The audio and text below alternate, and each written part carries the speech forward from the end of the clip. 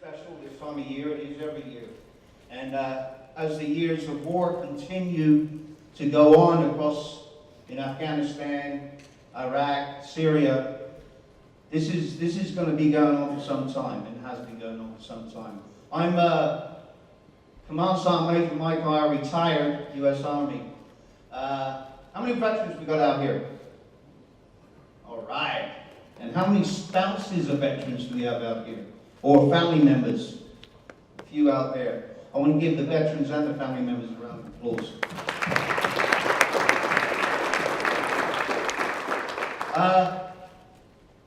I was asked to come out here by my team here in Houston. My job as an alumni manager is that we're kind of the tip of the spear for the Wounded Warrior Project. Our job is to connect the warriors to our programs and services, help them as much as possible, and then push them forward, if you like, to become a better part of our communities and give back to the communities in which we live in. Over the years, we've been going on now 15, as you saw from the video this year.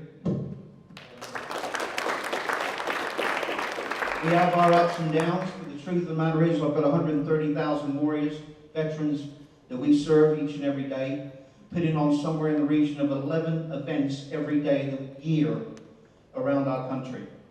That's quite a feat for the 650 teammates I have in the Wounded Warrior Project.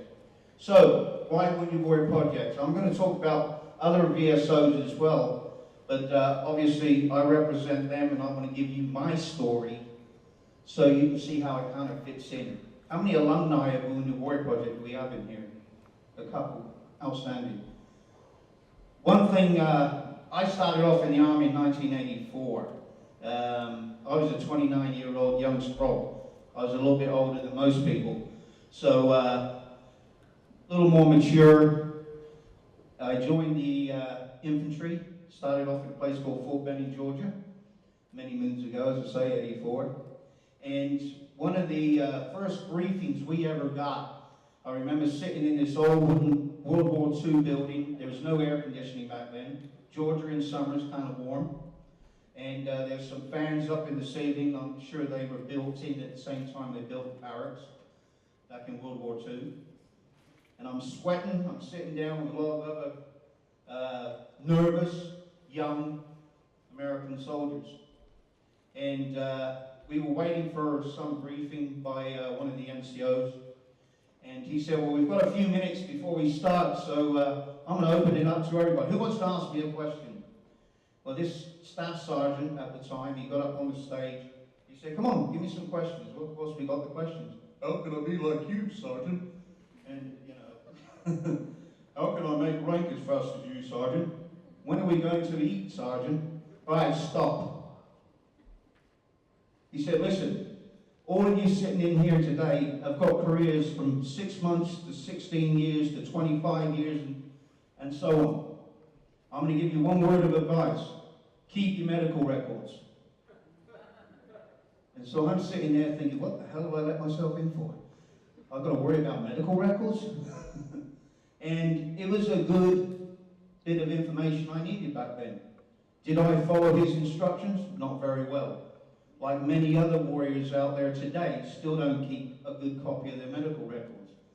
Years down the road, it's going to come and bite me back in the rear end, I'll tell you.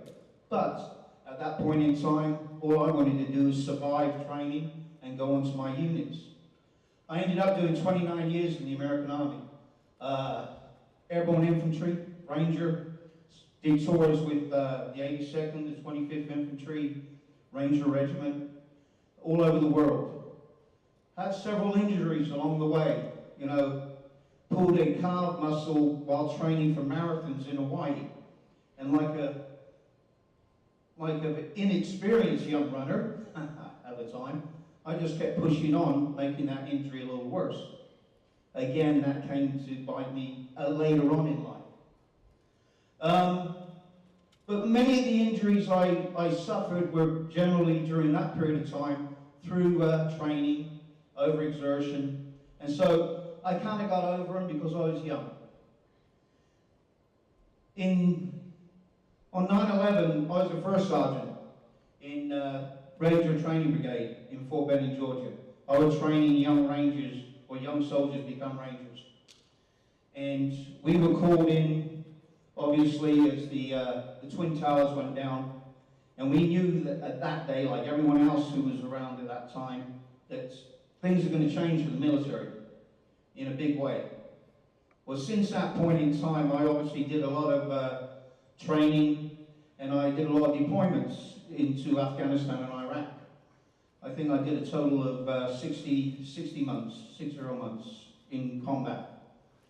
I was fortunate. I didn't get some of those injuries you saw in the video earlier on. But I was blown up several times. I wear hearing aids, but I thought I was okay.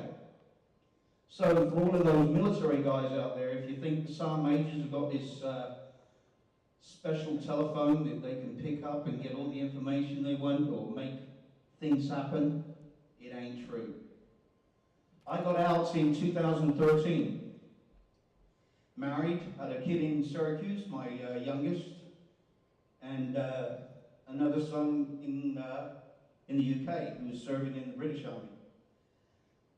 I didn't know what I was going to do next. I really didn't.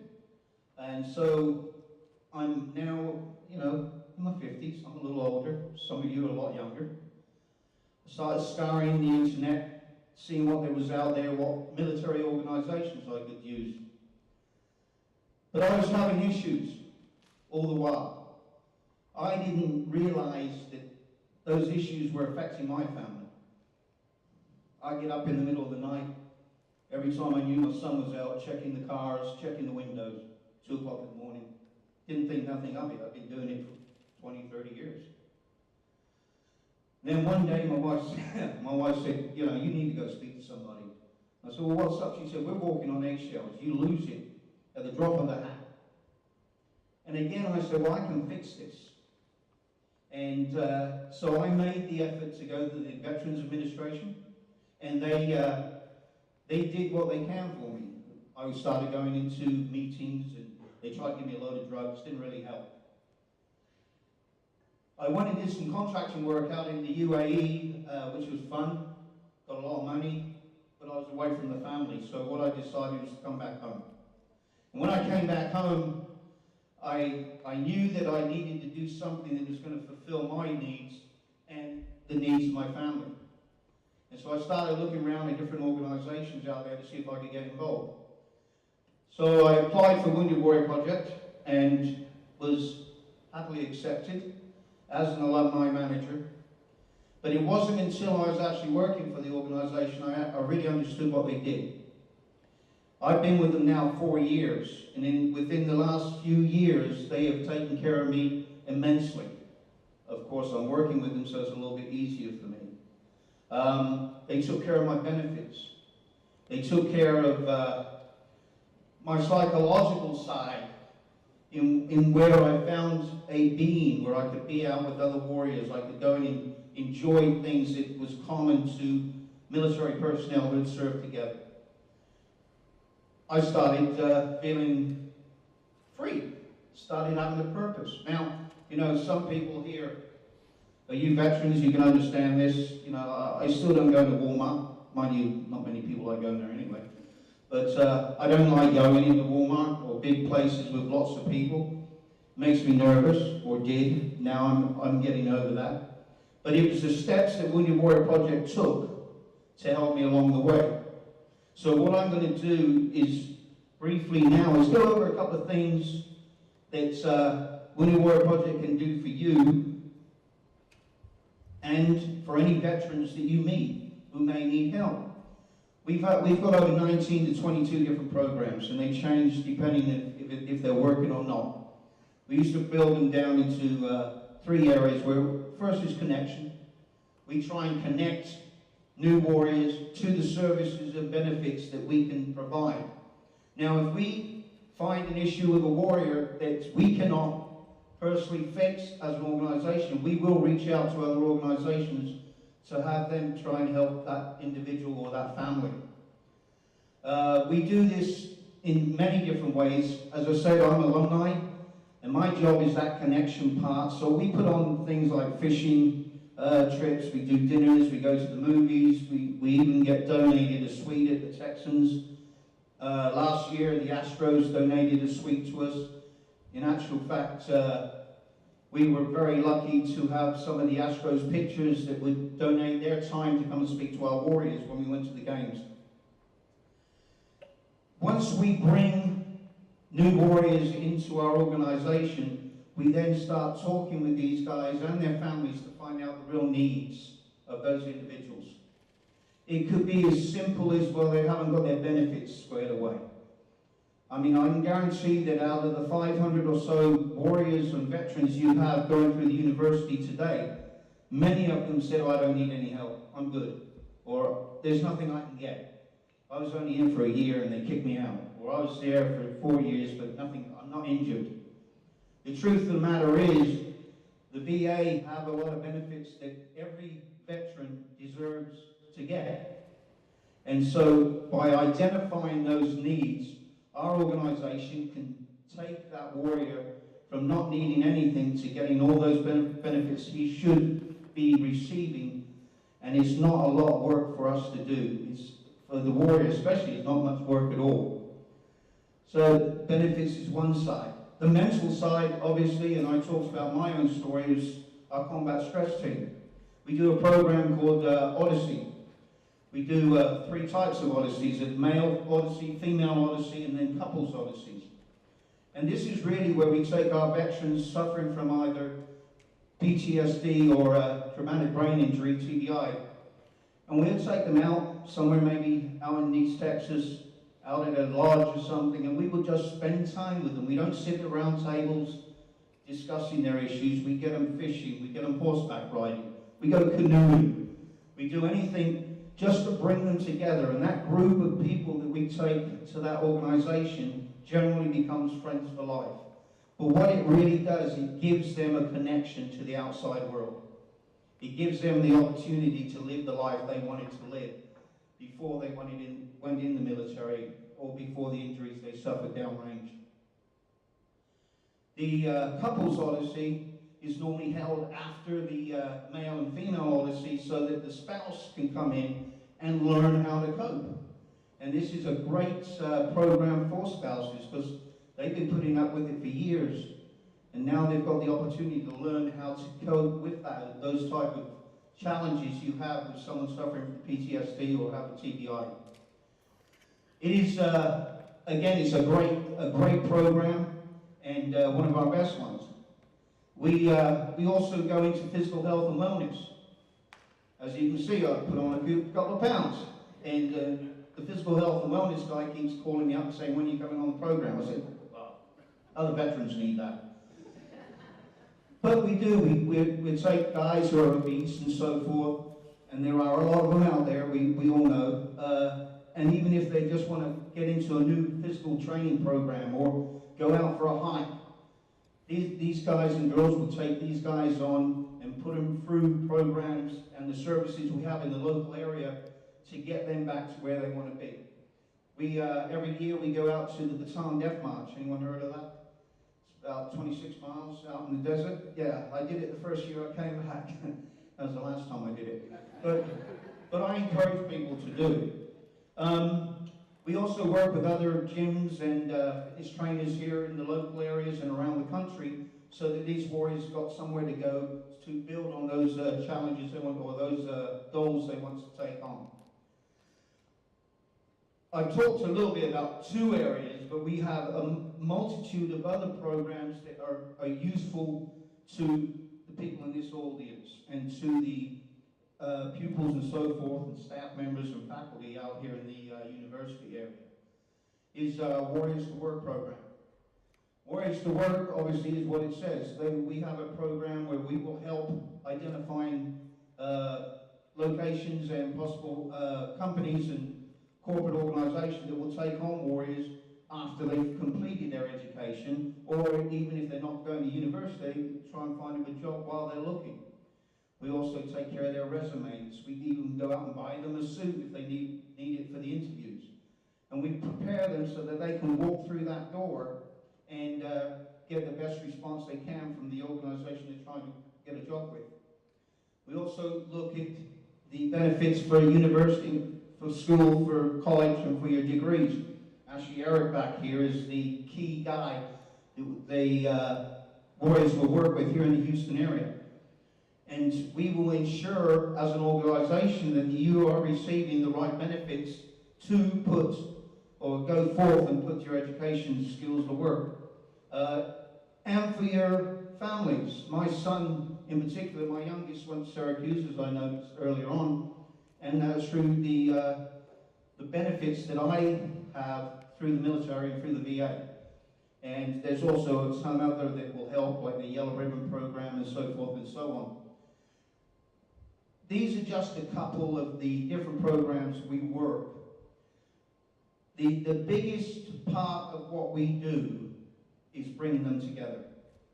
Once they're with other veterans and understand how to cope outside of that community and go forth and become solid members of and part of these great communities around the world, around the U.S., especially here in Texas, we've achieved our goal. But we can't do it alone.